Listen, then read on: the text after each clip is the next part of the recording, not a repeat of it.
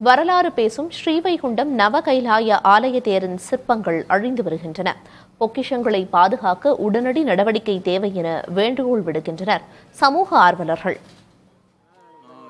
நெல்லை, தூத்துக்குடி மாவட்டத்தில் நவ கைலாய தலங்கள் அமைந்துள்ளன.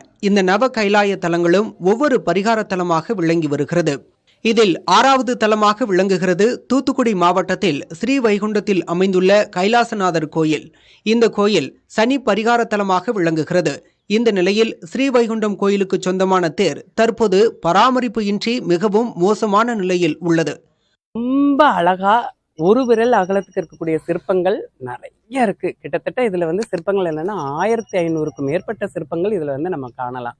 நீங்க இப்போ கிருஷ்ணாபுரத்துலயும் சரி, மற்ற இடங்கள்ல நாயக்கன்மார்கள் கட்டப்பட்ட கோயில்கள்ல பணிகள், கட்டுமான பணிகள் எந்தெந்த கோயில்களை பண்ணியிருக்காங்களோ அதுல காட்டப்பட்ட சிற்பங்கள் அனைத்துமே நீங்க இந்த தேர்ல பார்க்கலாம். அவ்வளவு அழகா இருக்கு.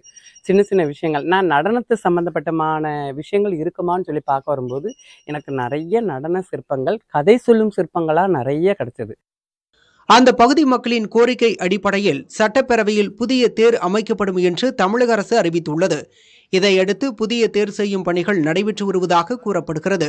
அதேவேளையில் பழமையான தேருக்கும் உரிய பராமரிப்பு வேண்டும் என்கின்றனர் ஆன்மீகவாதிகள். 1000க்கும் மேற்பட்ட சிற்பங்கள், இது நாயக்கர் காலத்தில் செய்யப்பட்ட சிற்பங்கள் மிக பிரம்மாண்டமா இருக்கு.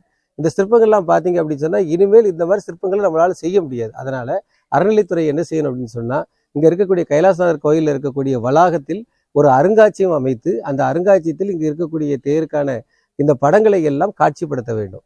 இந்த இங்க இருக்கக்கூடிய படங்கள், அங்க இருக்கக்கூடிய அந்த சிற்பங்கள், இங்க இருக்கக்கூடிய மரச்சிற்பங்கள் அப்படின்னா ஒன்னொன்னா உடைந்து விழுந்து அது ஒன்றும் இல்லாமல் காட்சிப்படுத்தப்படாமல் போயிட்டு அப்படின்னு சொன்னா பிற்காலத்தில் ஒரு பெரிய பொக்கிஷம் அழிஞ்ச மாதிரி இருக்கும். தமிழருடைய பாரம்பரியம் மிக்க ஒரு பொக்கிஷம் அழிஞ்ச மாதிரி இருக்கும். அதனால் அந்த பொக்கிஷத்தை காப்பாற்றும் விதமாக இங்கே இந்து அறநிலையத்துறை ஒரு மிகப்பெரிய அருங்காட்சியகத்தை அமைத்து இந்த பழைய தேரை அதில் காட்சிப்படுத்தணும்.